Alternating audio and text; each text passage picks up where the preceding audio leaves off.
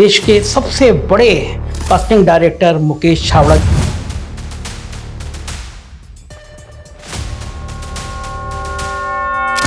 किसी भी बड़े डायरेक्टर को अगर मूवी बनानी होती है तो सबसे पहले वो आपके पास आता है। हिंदुस्तान की हर बड़ी फिल्म में सबसे पहले किसी डिपार्टमेंट में अगर किसी को हायर किया जाता तो शायद मैं ही होता। इस इंडस्ट्री में भी खास तौर से कास्टिंग डायरेक्टर और डायरेक्टर लड़कियों के पॉइंट ऑफ से पूछ रहा हूँ, ये अफवाहें होती हैं। ये आपको अगर आपकी समझ करेक्ट है, आपको सही सर्कल में घूमते हैं, सही लोगों से मिलते हैं तो आप तक कोई गलत नहीं है। आपको अपने आप को इतना एजुकेट करना चाहिए। ये OTT वाला जो चलन है ये अभी भी और कितने समय तक थिएटर को प्रभावित करेगा? फिल्में तो हमेशा चलेगी पर आपको अच्छी पिक्चर बनानी। अच्छा, ये कहा जाता है कि बहुत सुंदर होगा हीरोइन की परिभाषा बदल रही है। अच्छा एक्टर जो होगा, अच्छा एक्टर अच्छा देखने लगता है। तो वो जो लोग सामने होती हैं तो स्कैन होता है आपको। ऐसा लोग बोलते हैं, मुझे मालूम है कि मेरी ऑब्जर्वेशन स्किल बहुत अच्छी है। मैं लोगों के बिहेवियर को बहुत जल्दी कैच कर लेता हूँ ताकि सर वो कास्टिंग को मैं उनके एटीट्यूड के हिसाब से कास्ट करूँ।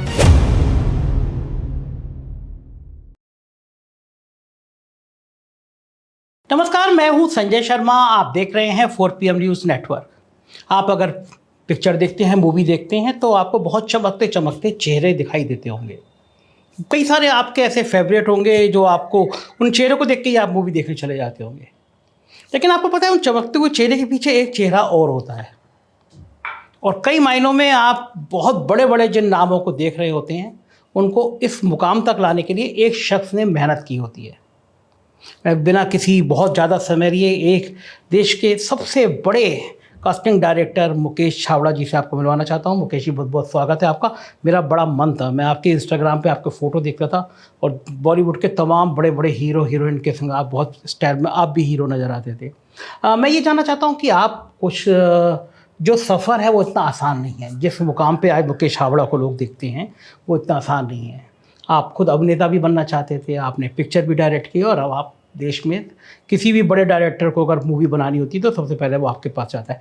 थोड़ा सा मैं इस सफ़र के बारे में जानना चाहता हूँ कि यहाँ तक, किस मुकाम तक कैसे आया आप? पहली बात तो बहुत बहुत शुक्रिया संजय भाई, क्योंकि पहली बात तो कंग्रेचुलेशन कि 4PM जो इतना आपसे बातचीत करना था, तो इसलिए मुझे लगा कि यहाँ पर आना बहुत ज़रूरी है, क्योंकि ये चैनल जो है बहुत ही खूबसूरती से सच्चाई को सामने ला के रखता है और पूरे लखनऊ और पूरे यूपी और हिंदुस्तान में इसको इतना पसंद किया जाता है। उसका कारण है आप और आपकी जो सहजता है, आपका जो व्यवहार है और आपकी जो ऑनेस्टी है, ये सब उसका नतीजा है कि जाए। तो मेरा तो एक ही है, पहली बात तो मैं अभिनेता बनने कभी आया नहीं था। मैं हमेशा फिल्म बनाने के लिए यहाँ पर आया था, लेकिन फिल्मों में मैं हमेशा जब डायरेक्टर लोगों को असिस्ट करता था तो मुझे हमेशा अनचाहे और अनकहे एक डिपार्टमेंट देते थे कि बाकी छोटी छोटी कास्टिंग को है डिपार्टमेंट तुम्हारा। किसी का कॉस्ट्यूम डिपार्टमेंट था, किसी का आर्ट डिपार्टमेंट था, किसी का कुछ डिपार्टमेंट था, तो मुझे कास्टिंग का डिपार्टमेंट देते थे। तो रंगे बसंती की मैं बहुत छोटी छोटी कास्टिंग का डिपार्टमेंट संभालता था। उससे पहले बहुत सारी फिल्मों में मैं जब दिल्ली में भी था, नज़दीक TI में भी था, तब भी जितने भी लोग बम्बई में से दिल्ली में ऐड बनाने के आते थे तो मेरे से पूछते कि बच्चा सजेस्ट कर दो। तो मैं राष्ट्रीय नाट्य विद्यालय की कंपनी बच्चों का बहुत काम करता था, तो मैंने बोला ये बच्चा ले लीजिए।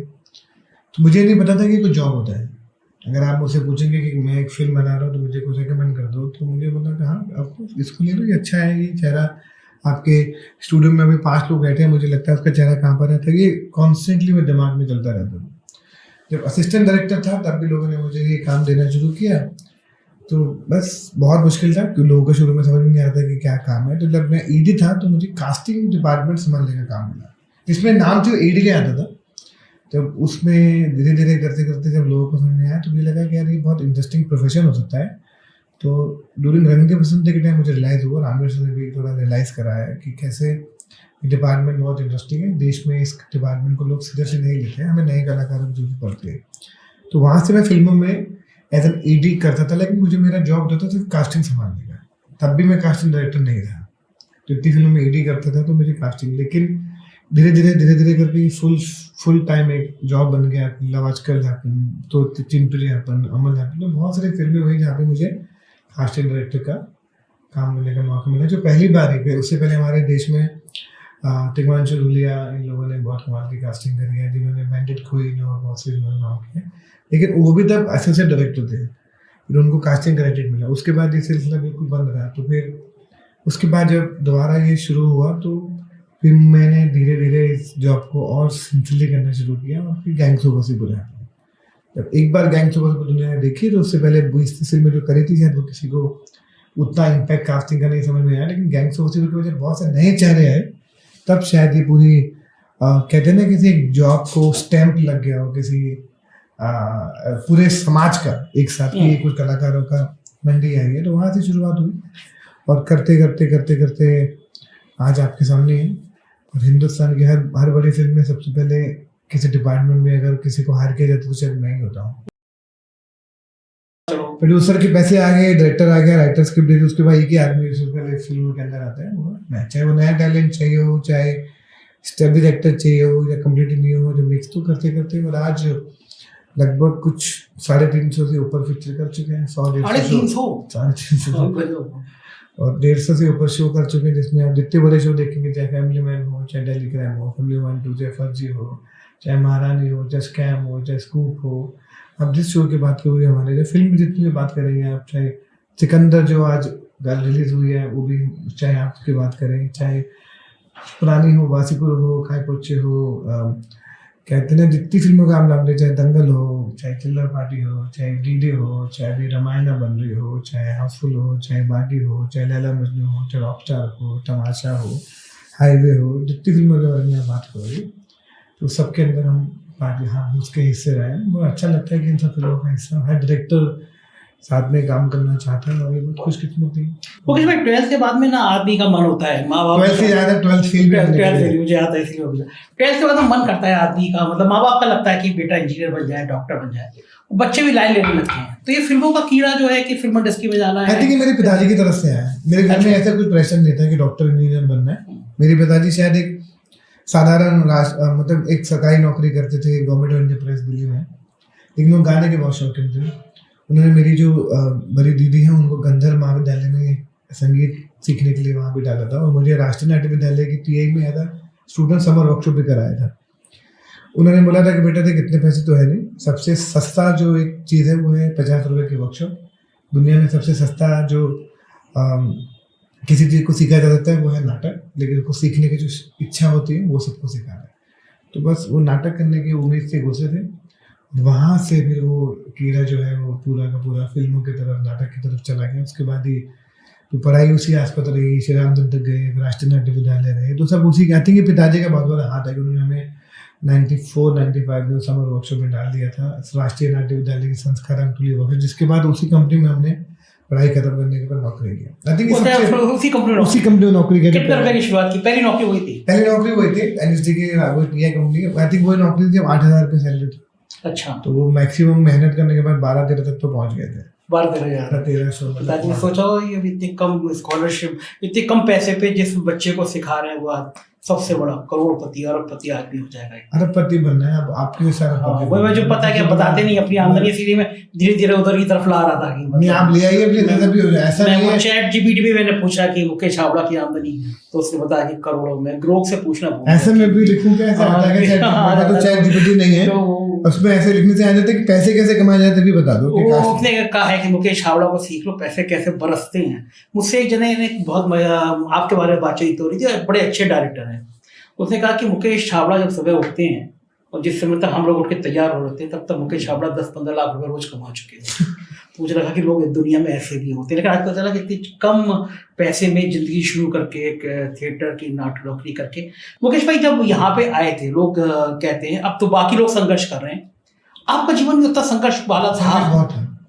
मैं भी यहाँ पर NNP कॉलोनी गोरेगांव में, क्योंकि क्या है कि एडी होते हैं आपको पैसे बहुत कम मिलते हैं, आपको काम की तलाश होती है, एक फिल्म उससे कब बनेगी।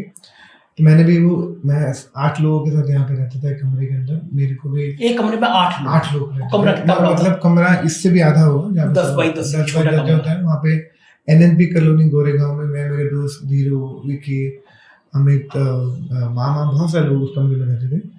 और मेरी पहली दिवाली शहर में जो मेरे जेब में 50 रुपये थे, और मतलब मैं हमेशा लोगों को ना अपनी स्टोरी बताते हुए अजीब सा लगता है, मुझे लगता है हर आदमी की स्टोरी वैसी ही होती है।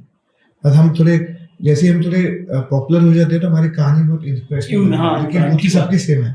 क्योंकि बेचारे उसी जिंदगी खत्म हो जाती है। हाँ, खत्म। लेकिन मेरे आसपास जितने भी लोग थे सब वैसे ही जी रहे थे, तो हम बड़े खुश रहते थे। मुझे लगा था ऐसी तो लाइफ होती है। हम जैसे हम जब दिल्ली में एक सरकारी क्वार्टर में रहते थे, तो सब खुश हो कि सभी क्वार्टर में रह रहे हैं, हाँ। तो आपको एहसास नहीं होता कि वहाँ पे हायरार्की सिस्टम नहीं होता है। जब मैंने बोला कि मैं रह रहा था तो सारे आसपास के दोस्त या स्ट्रगल के नाटक के सब इस पास ही रह गए, तो तब से इसी जीवन होता है। मैंने एक चीज देखी थी, मैं कभी जैसे लखनऊ के किसी एक दिन चिड़ियाघर में गया अपनी टीम के साथ, तो मैंने देखा कि जितने लोग घूम रहे हैं चिड़ियाघर अपने बच्चों के साथ, वो औसत मध्यम वर्ग के परिवार है जी। मुझे वहाँ बड़े लोग घूमते हुए नजर नहीं आए। जो छोटे पार्क होते हैं मुझे उसमें औसत मध्यम वर्ग के लोग नजर आए पार्क में, मतलब वो जो जिंदगी बच्चों के साथ मस्ती करते हो। क्योंकि हमारा जीवन वैसे होता है ना, क्योंकि हम क्या है कि हमारा तो जीवन वैसे ही ना कि दिवाली आएगी तो नए कपड़े आएंगे, हाँ, और अगर सैलरी मिलेगी तो उस दिन बहुत सारे फ्रूट्स आएंगे, सब कुछ आएंगे, क्योंकि हम लोग हमारे हिंदुस्तान में ज्यादातर लोग उसी गरीबी रेखा के आसपास ही रहते हैं ना। हम लोग को ऐसा कोई सबका जीवन वैसे ही, हमको लगता था पार्क और चिड़ियाघर और अपू घर में जाने तो आपको बताता है कि आप 10 नहीं झूले झूल सकते, एक ही झूल सकते हो, लेकिन आपको माहौल मिलेगा अपू घर में घूमने का। लेकिन वो चिड़ियाघर हो, चाहे वो लोधी गार्डन हो, चाहे जितनी भी जगह घूमने, इंडिया गेट हो, चाहे लाल किला हो, क्योंकि हम लोग वो चीजें देख कर सकते थे जो हम देख सकते थे। क्योंकि बाकी चीजें करने के लिए पैसे, लाल किला देख सकते हैं, जंतर मंदिर देख सकते हैं, इंडिया गेट देख सकते हैं, तो चिड़ियाघर देख सकते हैं। तो जो काम में सिर्फ देखने के एंट्री टिकट लगती है, उसके बाद आपको खाने में इतना, क्योंकि इतने पैसे थे नहीं, और वो पिकनिक की आदत थी कि घर से खाना बना के ले जाएंगे और पार्क में बैठ के खाएंगे। हम सब उसी परिवार से आए। अच्छा, वो मैं ये देखता हूँ कभी कभी कि जो उस समय में 1 रुपए का 2 रुपए के खीरे में नींबू डाल के मिलते थे या चाट मिलती थी, पैसे मिलते थे, वो अब आप इतने सक्षम है कि आप दुनिया के किसी भी देश के किसी भी महंगे होटल में खाना खाए, मजा किसमें आता था? नहीं, मैं अभी भी दिल्ली जाता हूँ तो मैं अभी चांदनी चौक के वो कांजीवाड़ा खाने जाता हूँ।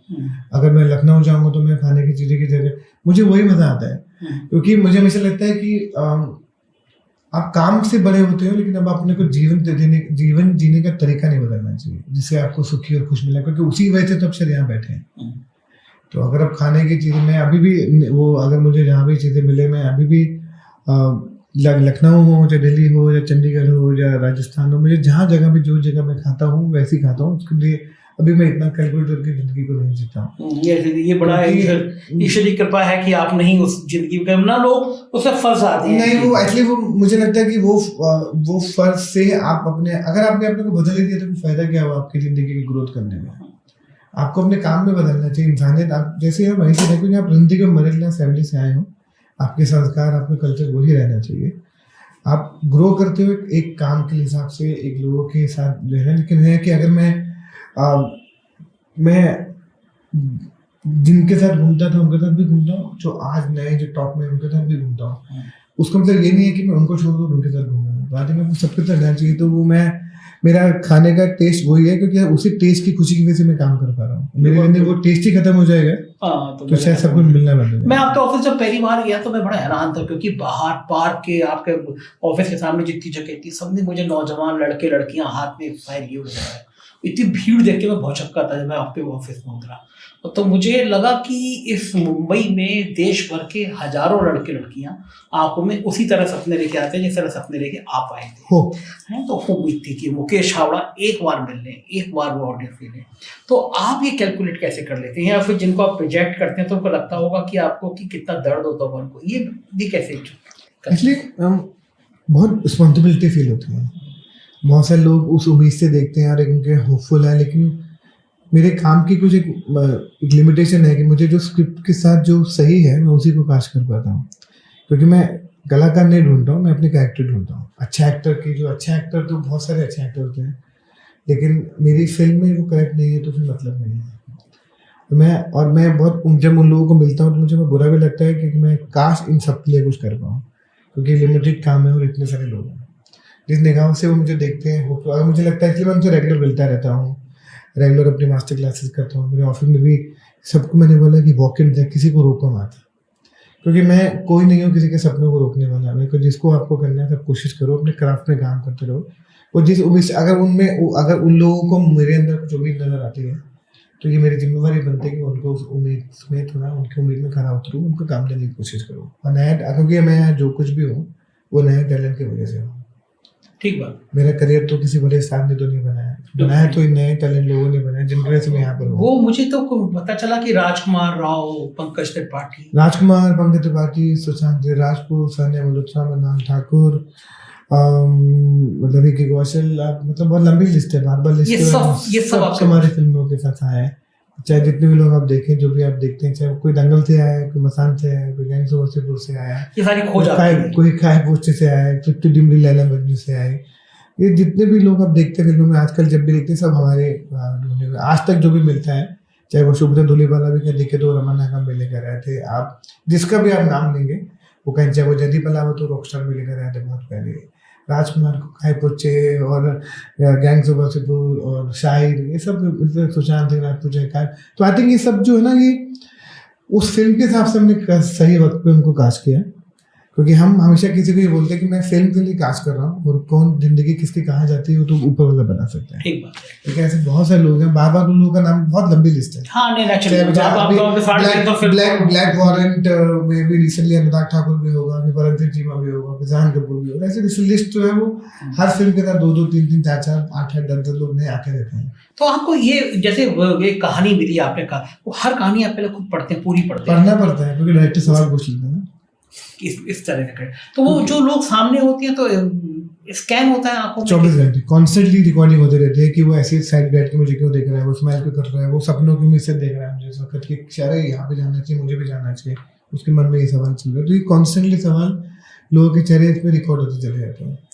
तो ये कॉन्सेप्ट नेचर बन गया, सेकंड नेचर बन गया। क्योंकि मेरे एक ऐसा लोग बोलते हैं, मुझे मालूम है कि मेरी ऑब्जर्वेशन स्किल बहुत अच्छी है, मैं लोगों के बिहेवियर को बहुत जल्दी कैच कर देता हूँ, ताकि शायद वो कास्टिंग को मैं उनके एटीट्यूड के हिसाब से कास्ट करता हूँ। कुछ जगह ऐसी हुई होगी सडनली आप जा रहे होंगे, सड़क पे कोई आदमी नजर आया? हाँ, और सुशांत मुझे कैफे में मिला था। अच्छा। हाँ, और एक लड़का इरफान जो चिल्लर पार्टी में बच्चा था, वो रेड लाइट में मुझे मिला था, उसको उठाया, ट्रेन किया, उसको भी काय पूछे। बजरंगी भाईजान की मुन्नी मुझे नोएडा के गुड़गांव के एक मॉल में मिली थी। तो एक लड़के श्रेया चौधरी, जो शायद आजकल वो बमन ईरानी की फिल्म में वो बेंचेस बनने में लीड एक्टर थी, वो मुझे बड़ा पाव खा रही थी, उसकी माँ के साथ मिली थी, अभी एक्टिंग नहीं किया था, हमने कहा पाइए हमसे मिले। तो अच्छा, उससे कभी एक्टिंग नहीं की थी, आपने ऐसे बुलाया? हाँ। एक्टिंग भी सिखाई वो, क्योंकि ऑडिशन देख समझ में आता है कि कितना पोटेंशियल है, तो हो जाता है। तो वो स्कैनिंग वो चलती रहती है, 24 घंटे चलती रहती है, 24 घंटे चलती रहती है। एक बड़ा आरोप लगता है और बड़ी चर्चा होती है, जो छोटे शहर के बड़े शहर के लोग कहते हैं, वो कहते हैं कि इस इंडस्ट्री में भी आज हालांकि ये गंदगी तो हर तरफ है, लेकिन इस इंडस्ट्री में भी खास तौर से कास्टिंग डायरेक्टर और डायरेक्टर लड़कियों के पॉइंट ऑफ व्यू पूछ रहा हूँ, ये अफवाहें होती हैं, चर्चाएं बहुत होती हैं। चर्चा तो हर चीज पे हो रही है। हाँ। इस शहर में तो, क्योंकि मैं खुशकिस्मत हूँ कि जिन डायरेक्टरों के साथ मैं काम करता हूँ, जिन लोगों के साथ मैं काम करता हूँ, मेरे को बहुत अच्छे लोग मिले। ये आपको, अगर आपकी समझ करेक्ट है, आपको सही सर्कल में घूमते हैं, सही लोगों से मिलते हैं, तो आपको तक कुछ गलत नहीं है। आपको अपने आप को इतना एजुकेट करना चाहिए, क्योंकि आप, मैं मेरे साथ दुनिया वर्ल्ड की हिंदुस्तान के साथ पहले डायरेक्टर ठीक है। मुझे जब तक मेरे आपके सामने ऐसा कुछ होगा, एक्सपीरियंस होगा, तभी मैं उस पर बात कर सकता हूँ, क्योंकि मैंने वैसे बहुत सारी बातें हर आदमी के बारे में सुनी है। हाँ, सही बात है। मैं तो न्यूज़ वर्ल्ड के बारे में इतना कुछ सुना है, बिल्कुल ठीक बात है। तो हर डिपार्टमेंट में यहाँ पे अगर आपको प्रमोशन चाहिए तो कुछ होना कुछ हो, तो ये सुना ही है सबने, क्योंकि हमने इतनी मेहनत करके इस शहर को इतनी इज्जत लाने की कोशिश, उसको भी तो टैलेंट ढूंढना है। घूम फिर के बार बार उसी चीज पे क्यों आ जाते हैं? टैलेंट पे क्यों नहीं बात करें, मेहनत करके लोगों को लेकर आए। बिल्कुल ठीक बात है। कोरोना के बाद में फिल्म इंडस्ट्री थोड़ा डरी, क्योंकि पिक्चरें लगातार एक के बाद एक उतना सक्सेस नहीं हो पाई। क्या अभी भी बॉलीवुड उस स्टेज पे खड़ा हुआ है? पिक्चर बनाने के नाम पे आदमी को डर लगने लगा है कि पिक्चर बनाएंगे, और आदमी को डर तो है थोड़ा, क्योंकि वो कोरोना हो या कोरोना नहीं हो, उससे पहले उसके बाद में अच्छी पिक्चर बनानी पड़ेगी, पिक्चर अच्छी बनानी पड़ेगी। अब हम किसी भी तरह का किसी भी चीज़ के एक्सक्यूज नहीं दे सकते हैं। ऑडियंस बहुत स्मार्ट है, जो जनता है वो समझती है, बोलते मैं अच्छा सिनेमा देख रहा हूँ, क्योंकि हम अपने घर से उठ के एक फिल्म को देखने के लिए जा रहे हैं। अगर एक परिवार को, मध्य वर्ग के परिवार को भी पिक्चर देखना है तो 1000 रुपये तो चाहिए, 5-4 बोलो पिक्चर देखने के लिए चाहिए, चाहे कुछ खाएं। अगर वो एक जिसकी ज़िंदगी में जो तनख्वाह है वो उसी से घर चलता है, तो उसको 1000 रुपये सोच के खर्च करने हैं। हम उनको कुछ भी नहीं दिखा सकते, हम उनको ऐसे गारंटेड नहीं दे सकते हैं। अच्छी पिक्चर बनानी ही पड़ेगी, और ऐसा नहीं कि अच्छी 12th फेल आए बहुत अच्छी चले, ऐसा नहीं है कि फिल्में अच्छी फिल्म बनाएंगे तो चलेगी। तो अभी डरे हुए हैं लोग, क्योंकि फिल्में कम चल रही है, लोग अपने घरों से बहुत कम निकल रहे हैं, OTT का दौर चल रहा है, लोग घर बैठ के उनको उनकी गोदी पे आके फिल्म बैठा देते हैं, रिमोट में है पिक्चर नहीं तो देख सकते हैं लोग। अधिक थोड़ा तो फर्क हुआ है, लेकिन अगर आप अच्छी पिक्चर बनाते हैं तो लोग घरों से निकल के भाग के जाते हैं। अच्छा, क्या लगता है आपको ये OTT वाला जो चलन है, ये अभी भी और कितने समय तक थिएटर को प्रभावित करेगा? देखो, अच्छी फिल्में थिएटर में लोग फिर भी जाएंगे। अब लोग छावा देखने भी गए थे, लोग स्त्री देखने भी गए थे, ये दोनों सुपर डुपर ब्लॉकबस्टर। ऐसा नहीं है कि अगर आप अच्छी पिक्चर है लोग आज भी जाएंगे। पहले लोग टीवी था कि टीवी तो घर पे आता फिर भी फिल्में चलती थी, तो टीवी कितना हम लोगों ने देखा है। हम तब भी घरों में जब बचपन में चित्रा, रामायण, बुनियाद, हम लोग, फौजी, ये सब चीज़ें आती थी, हम तब भी तो फिल्में देखने जाते थे। उसके बाद टेलीविजन स्टार इतना ऊपर, जी टीवी, स्टार प्लस, बड़े बड़े चैनल, इतना बड़े बड़े सीरीज आते, उसके भी फिल्में चलती थी। फिल्में तो हमेशा चलेंगी, पर आपको अच्छी पिक्चर बनानी पड़ेगी। अच्छी पिक्चर, बड़े बजट की पिक्चर हो या छोटे बजट की पिक्चर हो, इसका भी कोई पैमाना होता है कि बड़े बजट की होगी तो ज़्यादा चल जाएगी या छोटे बजट की होगी तो नहीं चल नहीं, ऐसा कुछ नहीं। आजकल आप ना स्टार पावर भरोसा कर सकते हो, ना छोटी या बड़ी पिक्चर जो अच्छी होगी, लापता लेडीज की वो सब दुनिया जानती है। महंगी पिक्चर नहीं, 12 फिल्म भी महंगी पिक्चर नहीं। वैसे बहुत बड़ी बड़ी पिक्चरें हैं जो रिसेंटली आई, इस साल जितनी फिल्में आई मुझे लगता है तो कोई पिक्चर चली है बड़ी या बड़े स्टार की है किसी की। अब मुझे बताओ कि किसी बड़े स्टार की पिक्चर चली है इस साल, जब से ये साल शुरू हो रहा है। तो ऐसा नहीं है कि बड़े स्टार और छोटे स्टार, बड़ी पिक्चर छोटी पिक्चर, पिक्चर अच्छी ही चलेगी। मैंने बोला ना, इस बार हमारी जो जनता है वो बहुत समझदार है। अच्छा, आप नए नए कलाकारों को लिया, राजकुमार राव, पंकज त्रिपाठी, लंबी लिस्ट है, लेकिन ये कहा जाता था फिल्म इंडस्ट्री में कि जो बड़े घराने होते हैं उन्हीं के हीरो का बच्चा हीरो होगा। हाँ, ऐसा नहीं है। वो सब जो आप नेपोटिज्म की बात, आप मुझे हमेशा लगता है कि मैं कभी उसके अगेंस्ट कभी नहीं था कि कल को अगर आपका बच्चा बोलेगा मुझे न्यूज़ चैनल में जाना तो मना करेंगे, क्योंकि हम अपने बच्चों के लिए सब जान जाना था उनके। अगर उनके इतने, हाँ, लेकिन अगर आपके बच्चे के अंदर बहुत टैलेंट है तो लोग आपको, रणबीर कपूर भी तो इंडस्ट्री का है ना, आलिया भट्ट भी तो इंडस्ट्री की है, लेकिन आपको आपके अंदर टैलेंट होना चाहिए, लोग आपको एक्सेप्ट करें। अगर उनको लगता है कि आप टैलेंटेड नहीं है, फिर आपको अपॉर्चुनिटी मिले, तभी उनको दुख होता है। They are not against the nepotism, they are against the bad talent. और मुझे ऐसा लगता है कि अब कैसे आप देखोगे दिल्ली में या लखनऊ में कोई पुरानी दुकानें होती है, दादा की होती है तो पिताजी चला रहे हैं, पिताजी के बाद बच्चे चला, तो वो गलत नहीं है क्या? बिजनेस बर्बाद करिए रहे। किसी सरकारी नौकरी में किसी की परिवार में डेथ हो जाती है तो नौकरी किसी और को जाती है, ऐसा होता है ना सरकारी नौकरी, तो वो क्या नेपोटिज्म नहीं है। आई थिंक टैलेंट होना चाहिए, जो टैलेंट बहुत इंपॉर्टेंट चीज़ है। अगर गलत होता है लोगों को दुख होता है, मुझे भी दुख होता है, लेकिन आप देखोगे सबसे ज़्यादा जो लोग अभी इस वक्त काम करें सब बाहर से आए हैं। चाहे वो राजकुमार राव हो, चाहे वो आयुष्मान खुराना हो, चाहे वो कार्तिक आर्यन हो, चाहे वो कृति सेनन हो, चाहे वो सानिया मल्होत्रा हो, चाहे वो पंकज त्रिपाठी हो, चाहे वो नवाज भाई हो, चाहे मनोज भाई हो, आप मुझे नाम लीजिए, सब डायरेक्टर जितने भी लोग हैं सब बाहर से हैं। राजकुमार रानी बाहर के हैं, इम्तियाज अली बाहर के हैं, अनुराग कश्यप बाहर के हैं, अनुभव सिन्हा बाहर के हैं। आप मुझे बताओ कि आप जब बात करेंगे कौन से, विशाल भारद्वाज बाहर के हैं, राकेश मेहरा बाहर के हैं, बड़े से बड़ा डीओपी देख लो सब बाहर से आए हैं, बड़े से बड़ा एडिटर देख लो सब बाहर से आए हैं। तो आपका कहने मतलब ये है कि जो एक परंपरा चली आ रही थी कि बॉलीवुड में सिर्फ यहीं के लोग राज करेंगे, वो धीरे धीरे खत्म हो गई। वो खत्म तो मतलब है ही कहाँ? मुझे बताओ ना, अच्छी तो चल रहे हैं, खराब तो कहाँ चल रहे हैं? खराब बाहर से भी टैलेंट आ रहा है, वो अच्छा होगा तभी चलेगा। अच्छा, ये कहा जाता है कि बहुत सुंदर होगा हीरो, बहुत सुंदर होगी हीरो, हीरो हीरोइन की परिभाषा बदल गई है। अच्छा एक्टर जो होगा, अच्छा एक्टर अच्छा देखने लगता है, अच्छा कलाकार अच्छा देखने लगता है, अच्छा होगा पिक्चर अच्छी चलेगी। उसका गोरा होना, उसका कोमल होना। आप मुझे बता दो कि जितने भी हमारे हीरो आज को सक्सेसफुल है उसमें अभी रिसेंट टाइम में कौन सा है वो टिपिकल कन्वेक्शन हीरो जैसे दिखते हैं? हाँ, बात तो सही है। आजकल तो कोई भी हो तो जो चाम है उनकी कला में है, वो चाम की वजह से लोग उनको देख रहे हैं। ओके जी, एक चीज और थी कि आपके यहाँ जैसे भीड़ होती है रोज, लगभग औसत कितने लोग रोज आते हैं आपके यहाँ? अगर इसे एक नंबर देना है तो औसत में मुझे लगता है कि 1000-1500 तो रोज वॉक इन है, रोज सुबह 11 से लेकर 2 बजे तक। यानी 1000 नौजवान देश से अलग अलग जगह से आपके ऑफिस आते हैं रोज, और मतलब महीने में 30-40 हज़ार लोग तो ये हैं। उसके अलावा जो थ्रू सोशल मीडिया के थ्रू जो रोज ईमेल, जो number, Facebook, Instagram, Twitter, thread, वो अलग अलग है जो जहाँ पे दिन भर ईमेल कम्युनिकेशन, हमारी ऐप भी है, ईमेल भी है। अच्छा, आप कुछ प्लान कर रहे थे कि कुछ राज्यों में आप अपनी कंपनी में ऑफिस खोलेंगे? हाँ, अभी हमें लखनऊ में फिर से खोलने का बहुत मन है, क्योंकि सबसे ज्यादा टैलेंट जो है वो लखनऊ में बहुत होता है। आप बहुत, क्योंकि एक तो भाषा बहुत अच्छी मिलती है और वो शहर इतना खूबसूरत है कि शूटिंग करने का जो एटमॉस्फेयर है वो बहुत खूबसूरत है, कल्चर इतना अच्छा, खाना इतना अच्छा है। तो लखनऊ में एक ऑफिस खोलेंगे, दिल्ली में है, चंडीगढ़ में है, और हमारा अगला टारगेट है लखनऊ और हैदराबाद में, ताकि हम थोड़ा साउथ की फिल्मों में भी अपना एक कंट्रीब्यूशन करना चाहते हैं, वहाँ भी करें। तो लखनऊ में खुलना है ऑफिस, और लखनऊ में अच्छा टैलेंट मिलता है, क्योंकि सबसे ज़्यादा रंगमंच और अच्छी कलाकार और हिंदी साफ होती है वो लखनऊ में होती है। साउथ की फिल्में कहा जा रहा है कि इधर से ज़्यादा अच्छा कर रही हैं, इसका कारण क्या है? कुछ कारण नहीं है, मैंगो सीजन है सर, आता जाता रहेगा। आज उनका वक्त चल रहा है, कल हमारा चलेगा। इतने साल तो हमारे चल रहा था, पहले तो कोई बात होती नहीं थी।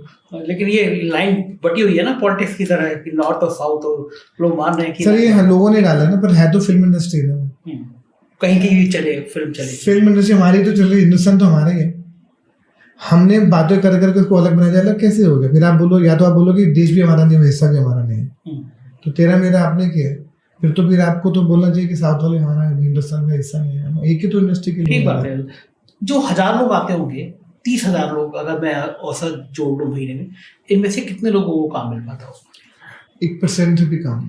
1% से भी कम, क्योंकि वो इतना टेंशन है, इतना स्ट्रेस है, काम बहुत कम है, लेकिन लोग बहुत ज्यादा है, लोग बहुत ज्यादा है। क्योंकि क्या सबने जुड़े होते हैं फिल्म इंडस्ट्री से, सबने जुड़े होते हैं, क्योंकि आप उसी एक फ्राइडे की वजह से यहाँ पर आते हो कि आपकी जिंदगी बदल जाएगी, लेकिन उसके अंदर कई बेचारे बिना कोर्स करके आते हैं, बिना ट्रेनिंग के आते हैं, कई सिर्फ आ जाते हैं, प्लानिंग से आते हैं, फिर वो मिसगाइड होते हैं, फिर वो गलत डायरेक्शन में जाता है। आई थिंक एक जो प्रोसेस सीख के आते हैं, बहुत ही कम जो समझदार लोग चीज़ों को समझ के, पढ़ के, नाटक करके, कोर्स करके, समझ करके, विधि को समझ के, आर्ट को समझ के आते हैं, बहुत कम है। तो अब आपको जब पूरी फिल्मों की इतनी जानकारी हो गई है, भले आपने शुरू की पिक्चर बनाई हो, अब दोबारा से पिक्चर डायरेक्ट करने का मन नहीं करता है, लेकिन वक्त मिलना चाहिए ना, क्योंकि जब आप पिक्चर बनाने के बाद, लेकिन वो चलती है, कहते हैं ना कि अभी खुदा मतलब भगवान ऐसा हमेशा रखे कि कंपनी इतनी अच्छी चल रही है और अभी इतना सारा काम है, तो मैं उस सब फिल्मों को कास्टिंग छोड़ के फिल्म बनाने के बाद अगले साल बनाऊंगा मैंने फिल्म बनाने का, क्योंकि दिल बेचारा लोगों ने बहुत पसंद करी थी।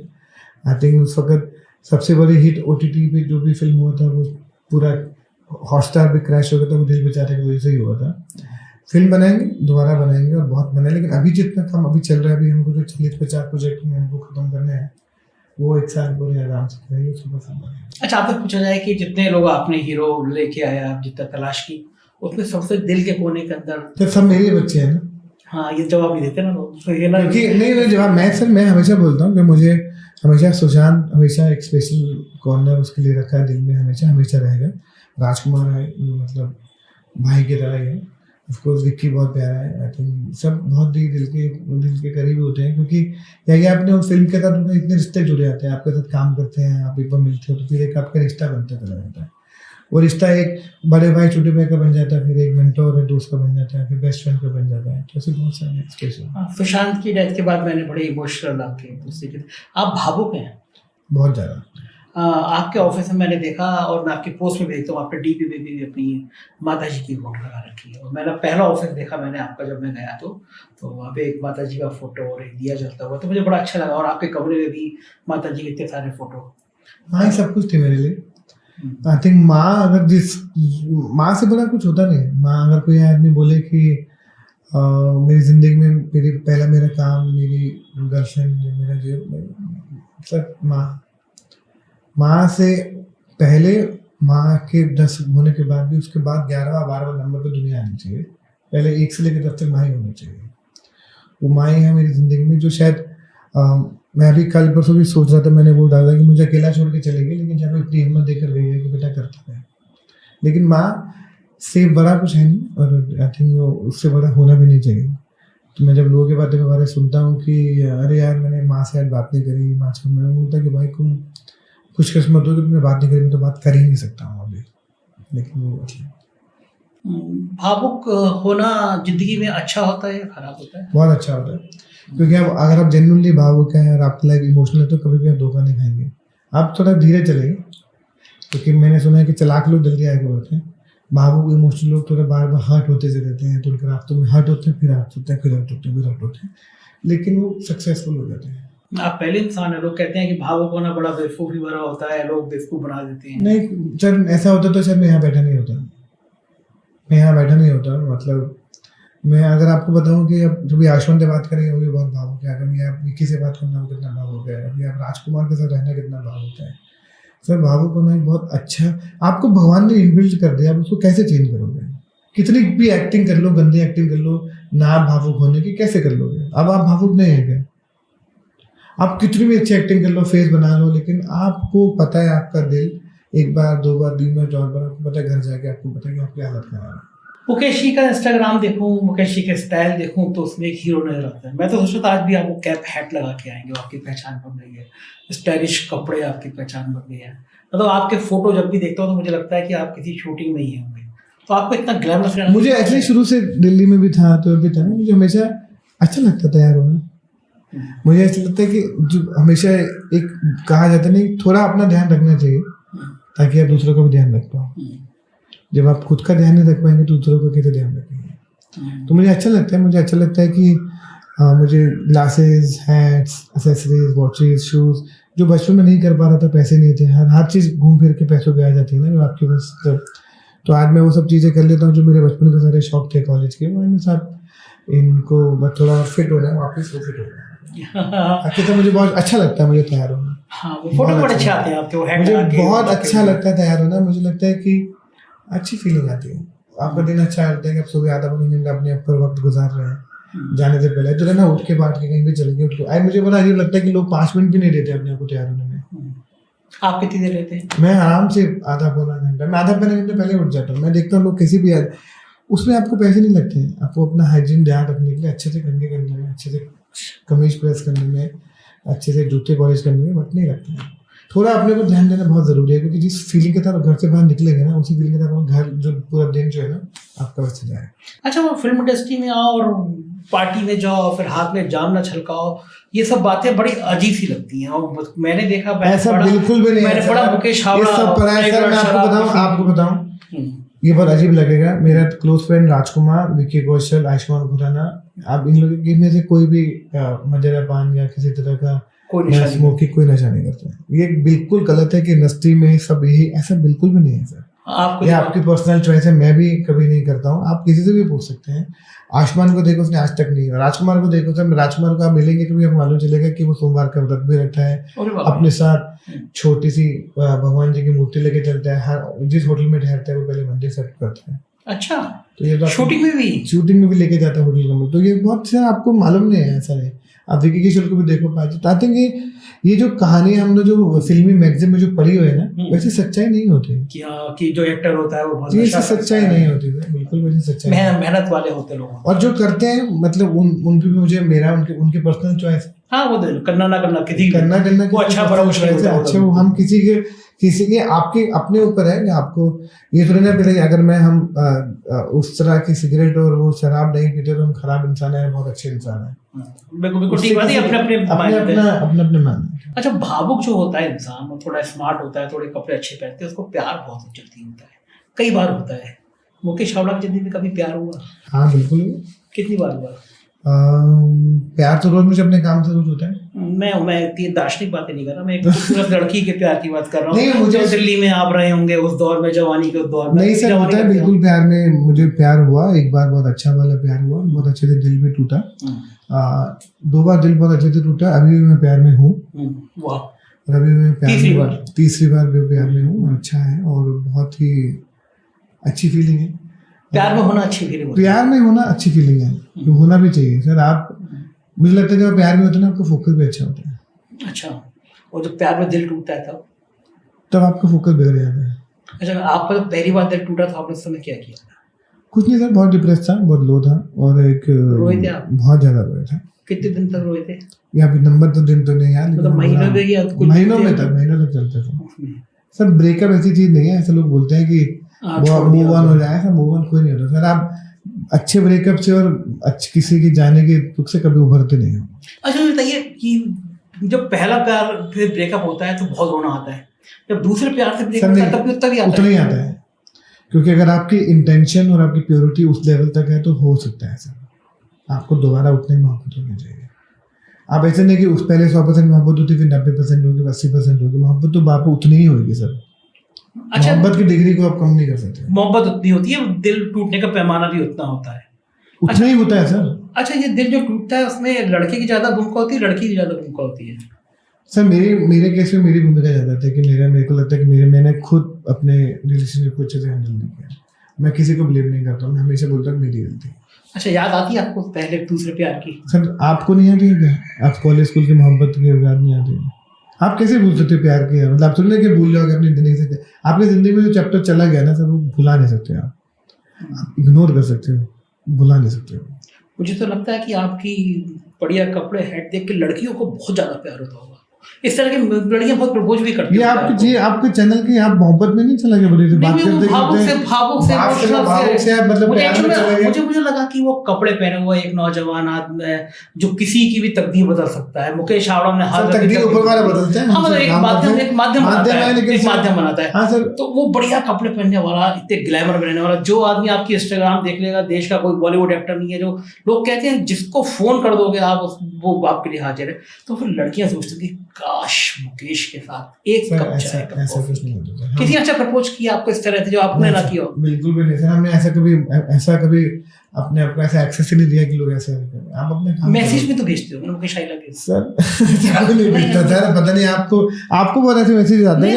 आप अपने मन से जो बातें आपके मन में वो मुझसे पूछना चाह रहे हैं। अगर आपकी जगह होता, आपकी तरह स्मार्ट होता और ऐसे हेड वेट लगा के तो निश्चित में आते, क्यों नहीं आते लड़कियां? जब आप काम करते हो आपकी लाइफ अलग होती है सर। हर जिंदगी ऐसी नहीं होती जैसे आपको दिख रही है। आप काम करके देखो तो हमारे को वक्त नहीं होता, मतलब घर जाके पानी पीने का भी इतनी ताकत इतनी हालत। अच्छा, अगर ऐसे मेल आए, अगर आप आए, मैं आपको डीएम आए कि मुकेश जी मैं मर जाऊंगी भाई, अगर आने लगे ऐसे तो आप जवाब दोगे उसका? ऐसा नहीं होता सर। आप बहुत फिल्म देखते हैं, ऐसा नहीं होता है, ऐसा नहीं होता है। अच्छा नहीं होता है, ऐसा नहीं होता है। बॉलीवुड के लोगों को मैसेज ऐसे नहीं आते होंगे इस तरह सर? आते होंगे मुझे उन वाले, मैं किसी के डीएम और मैसेजेस को नहीं पढ़ता। हमारे संस्कारों में बताया जाए किसी का फोन नहीं छीनना चाहिए। मैं किसी के फोन को छेड़ू ना किसी की पर्सनल बात है। आपका फोन जरूर देखूंगा, आपका फोन जरूर देखूंगा संजय भाई। लग रहा है मुकेश भाई कि आप तीसरे प्यार में, तो आप ऐसे डर डर के बता रहे हैं कि नहीं सर, मैं आपकी अब मेरे पास आते नहीं, क्योंकि मैं सच में यकीन करने को तैयार हूँ इतनी हैंडसम पर्सनालिटी के पास लड़कियां ये ना कहें कि मुकेश है। मतलब मैं आपकी तरफ जवाब ना है, मैसेज तो कर ही सकती है ना। जिनके में भी मोहब्बत में मुझे बोलते हैं ना प्यार करते, तो वो बहुत है, उनके बहुत है सर। तो मैं आपसे मैंने ये बिल्कुल नहीं पूछा कि आपने जवाब नहीं दिया, लेकिन मैं देता हूँ जवाब जिनसे मेरा सवाल जिसको आप बड़ी सफाई से बार बार टाल रहे हैं, ये मेरी बड़ी हैरानी की बात है कि लड़कियां क्यों नहीं करती। मैं आपसे नहीं कह रहा आप नहीं करती सर। आपको अपनी एक हल्की सी लाइफ में डिग्निटी मेंटेन करके रखना चाहिए, जो बहुत जरूरी होता है। आप डीएम पे कोई आपको कर नहीं सकता। सेटिंग सब अपनी सेटिंग चेंज करते हैं। हम डीएम में ज्यादा रहते नहीं, हमारे जो मैनेजर असिस्टेंट ये लोग ही होते हैं। ये बात भी आपको बता दीजिए। तो फिर अब अगले साल अगली पिक्चर और फिर अगले साल मुकेश भाई की शादी, और आपके डीएम पे मैं मैसेज करूंगा आई लव यू। और संजय भाई 4 PM 4 बजे 4 PM में मैं आपको मैसेज करूंगा आई लव यू। तो मुकेश भाई की अगले साल पिक्चर, अगले साल शादी? नहीं सर, शादी का कोई प्लान नहीं है। अच्छा। शादी और कुछ चीजें लाइफ में ना आपको छूते नहीं चाहिए, वो आप खुद नहीं प्लान करना चाहिए। ये बात तो सही है, तय होती है। कहते हैं ना, हमेशा बोलते हैं कि रिश्ते ऊपर से लिख के आते हैं, ब्रेकअप, मोहब्बत, फिर से मोहब्बत, सब ऊपर लिख के आते हैं। किसी को किसी कंडीशन में मत मारना। अच्छा, जब शादी अनाउंस करने वाले हो गया तो आपको जरूर बुलाएंगे। सबसे पहले बुलाने के लिए इंटरव्यू सबसे पहले मेरे को देंगे ना सर। आपको इंटरव्यू दूंगा सबसे पहले, आपको इनवाइट लिस्ट में तो आप होंगे ना? हाँ, वो तो मैं रहूंगा, जबरदस्ती आ जाऊंगा मैं, लेकिन सबसे पहले बात ही मेरे से ही करेंगे ना आप, है ना? 4 PM ही करेंगे, 4 PM पे करेंगे, 4 बजे ही करेंगे, 4 PM पे करेंगे। मुझे आपके साथ ही करेंगे। बहुत शुक्रिया मुकेश भाई, प्यार भरी बात करने के लिए बहुत धन्यवाद। पर ये भावुक में आप फंस गए ना, ये मुझे जानना है इसके पीछे आपका क्या रहा है, आपकी कितनी मोहब्बत हुई है, आपने कहा कितने आपके कितने दिल टूटे हैं मुकेश भाई? अच्छा, तो मैं हूँ मुकेश छाबड़ा और मेरे साथ है संजय कुमार 4 PM से, जो कि बहुत ही कमाल का चैनल चलाता है। 4 PM से एक सवाल पूछना चाहता हूँ कि आपको कितनी मोहब्बत हुआ? मुकेश भाई, मैंने बिल्कुल तय कर रहा हूँ, घोषणा कर रहा हूँ सब दर्शकों के साथ, जिस फिल्म में आप मुझे कास्ट करेंगे ना, कोई रोल दिलाएंगे, उसी फिल्म में जाने से पहले मैं आपको बता दूंगा मुझे कितनी बार मोहब्बत हुई, आपसे ज्यादा बार हुई। तो आज शाम को 7 बजे मैं ऑडिशन करता हूँ आपका, तो कीजिए, तो मुझे बताइए क्या। पर बहुत बहुत अच्छा लगा आपसे बात करके, थैंक यू वेरी मच। तो ये थे मुकेश छाबड़ा जी, आपने देखा। और आप जब इंस्टाग्राम पे जाएंगे, फेसबुक पे जाएंगे, तो जो सवाल मैंने लास्ट में पूछा वो सवाल आपके जहन में भी आएगा कि बॉलीवुड का एक ऐसा चमकता हुआ सितारा, किसी से भी पूछेंगे कॉन्फिडेंस से वो ये कहेगा यार मुकेश भाई कहेंगे ना अमिताभ बच्चन से मिलना है, तो अगले दिन अमिताभ बच्चन भी आपसे मिलेंगे।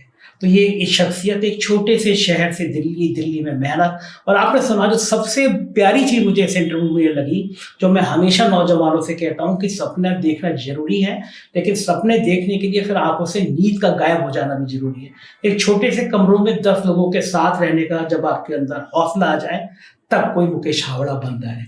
मुझे इंतजार रहेगा, बातचीत कैसी लगी जरूर बताइएगा, चैनल को सब्सक्राइब ज्वाइन कीजिएगा। शुक्रिया, थैंक यू।